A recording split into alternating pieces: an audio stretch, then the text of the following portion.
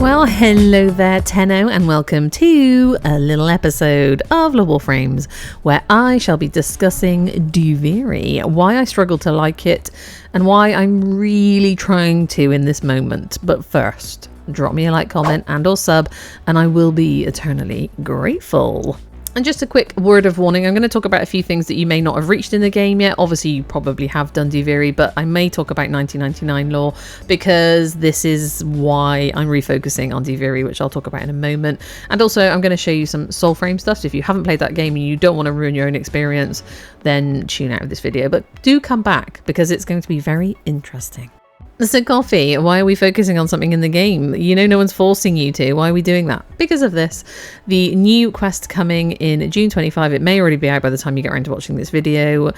It's going to be called the Isleweaver quest. That she-demon has usurped our throne. She must be stopped! Isn't it time for a new story? Kiddo.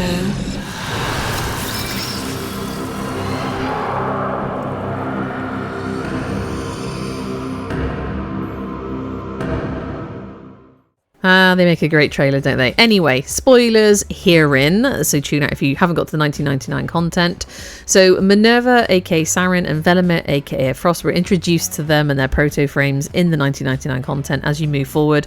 They are now residing in Holvania, in a bar in Holvania. Again, I don't want to ruin it too much if you haven't got there. But as you can see in the Kim chats, we're chatting to them. And if you take the time to chat, they are telling you their history, their backstory, their lore. And it turns out they were a couple. They've got some issues right now.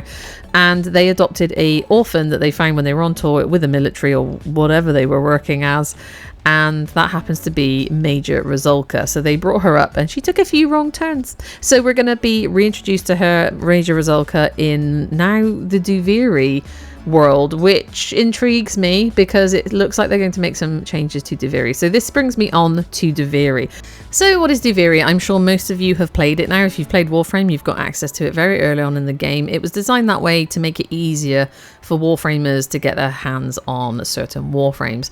But it was released in 2023, but it was actually teased and announced in 2019. And that's important to note because Steve Sinclair, I believe, was directing Warframe at the time. And I'm going to talk more about my thoughts and feelings on that in a moment because of this new game called Soulframe, which kind of gives away the motivation behind Duviri. However, more on that in a moment. Let's not get distracted. So what is Duviri? It's a realm within the Warframe world born from the Drifter's emotional turmoil, or should I say the operator, after the Zariman 10-0 incident. You know, when they were touched by the void, where they got their abilities.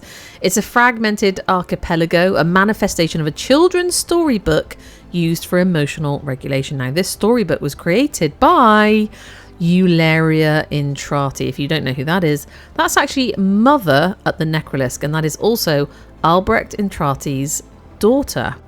So the first thing I didn't really enjoy about Duviri right from the get-go was this limited option thing with your Warframe and your weapons. And yes, I know it's supposed to hone your skills, hone you, and open your mind to new things, but I didn't want to do that.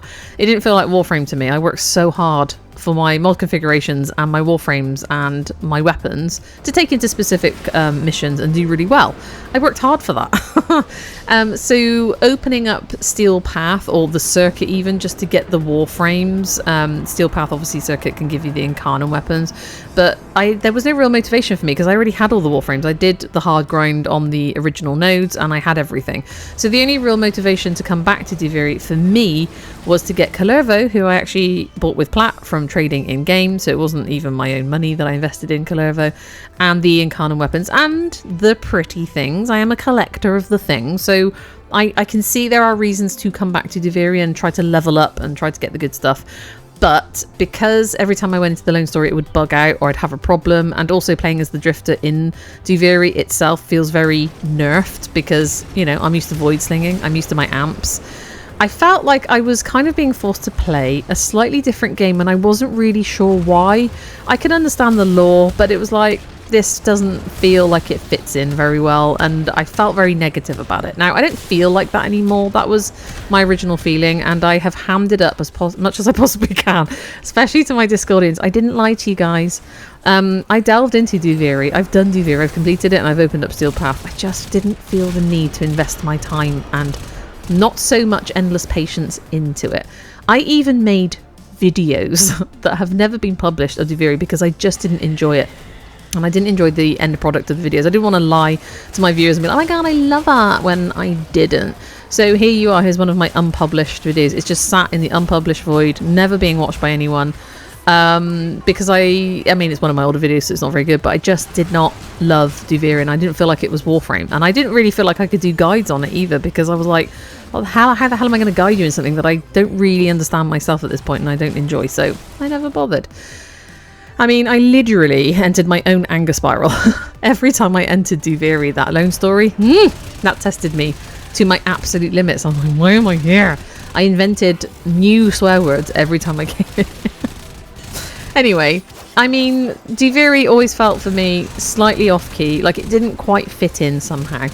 Like it was someone's dream and effort to create something new because they were, well, let's face it, maybe a little bit burnt out on the Warframe world. And what do you know, our beloved Steve Sinclair, the director of Warframe that I mentioned earlier, who was in charge at the time that Duviri was announced back in 2019, he actually eventually left Warframe and he's now creating this new game, Soulframe. Now, let's talk about Soulframe just for a moment so you can see maybe what I'm getting at. So feast your eyes upon Soulframe for a moment. It's actually Soulframe Preludes. I hesitated because Soulframe itself is not released to the general public. It's not even in early access. It's in closed pre-alpha phase, and they've called it Soulframe Preludes for that reason. It's got limited access to it through invites and weekly play tests. Best thing to do is go to their website to find out more. I actually got gifted an invite from one of my Discordians because I'm incredibly lucky like that, and I need to take more advantage of it because it is a beautiful game. Look at it. Look at it though. And this to me, I mean, I'm going to tell you, to me this is Duviri, but it's fully realized. Look at the arm on this dude. Like, it's the same color. It's like Duviri coded. You're allowed to frolic in its fantasy worldness. It's beautiful. It's calm. It has the cute little creatures that Duviri have, but more fully realized characters. And I actually really enjoy playing this game because I know that this here, as you see, is the pace of the game. It's what it's meant to be. I understand what must be done. Duviri felt like to me, and still does, like part of it is missing. It's missing something to do with the Warframe world for me anyway.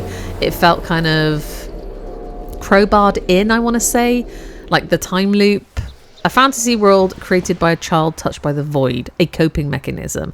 Soulframe is literally that world. It's a place for your ancestors to find you, and it's a story of redemption and sweet reflection and beautiful otherworldly, if still familiar, vistas. That being said, Mama didn't raise no quitters, so back to Duviri we go. So just in time for the update, I decided to complete normal Duviri and unlock Steel Path Circuit. Yay! So if I want to go and get my Incarnate Genesis from doing Steel Path Circuit, I now can do that if I so wish. But after the update comes, I believe they're going to make changes to the Incarnate Shop. And by the Incarnate Shop, they mean our beloved Cavallero at the Zariman here. And he sells Incarnate Genesis for Platinum. So there's some understanding in my mind that the Incarnate Genesis that are available at Duviri will also now be available here with Cavallero, potentially for Platinum. I haven't seen any details about how we're going to be getting our hands on them, but it's almost like the Warframe idea. Like, there's more than one way here to get the thing that you want in the game. You don't have to just specifically do one thing.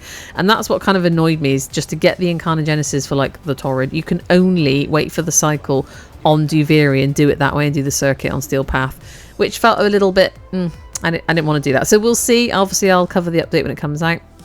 And as you can see here, there's loads of other things. They're releasing a Citrine Deluxe, they're reworking Valkyr, they're doing quality of life and new player experience changes, something to do with arbitrations being unlocked by doing junctions instead of Steel Path. They are releasing a new Warframe called Araxia, basically Spider Woman. And we've got Operation 8 Claw incoming, which I believe is a clan dojo event. And some of my Discordians have mentioned that we're going to have NPCs available at some point for our dojos if we so want them.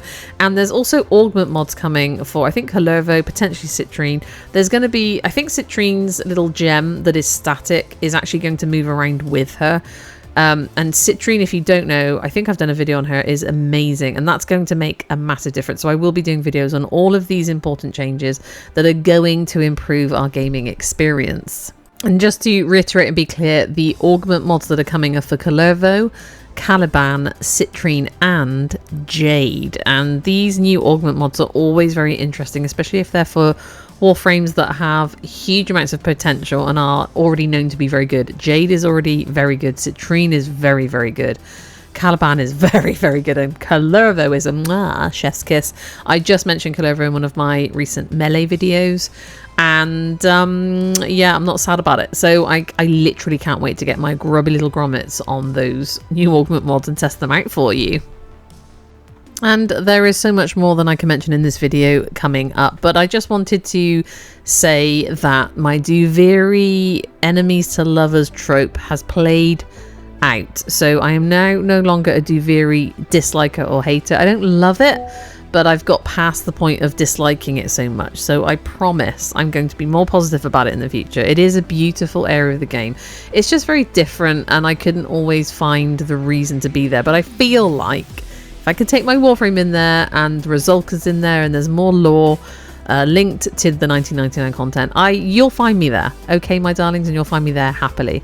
And as we gaze upon Pablo's dear face, I'm going to sign off and say thank you so much for joining me. I want to know what you feel about Duviri and all the stuff coming up in the update as well. I want to know your opinions about it down in the comments. Let me know. Thank you for being here. I really do hope to see you again in the next one, no matter what it may be. But in the meantime, you take care now and goodbye.